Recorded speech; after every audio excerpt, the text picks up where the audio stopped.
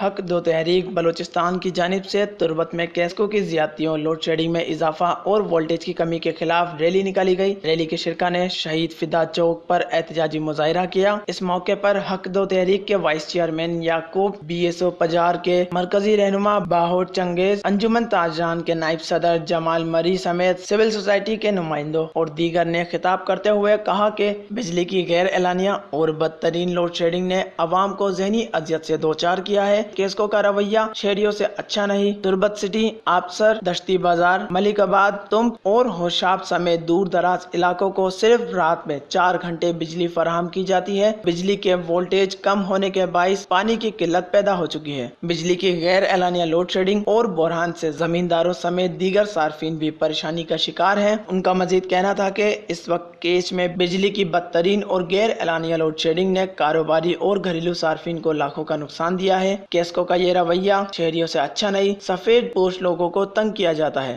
انہوں نے حکام بالا سے اپیل کی کہ مکران میں بجلی بحران کا نوٹس لیا جائے اور عوام کو ریلیف فراہم کیا جائے۔ اس کے علاوہ انجمن تاجران نے اعلان کیا کہ اگر پوری طور پر بجلی فراہم نہ کی گئی تو 16 اگست کو مکران بھر میں پہیہ جام ہڑتال کی جائے گی۔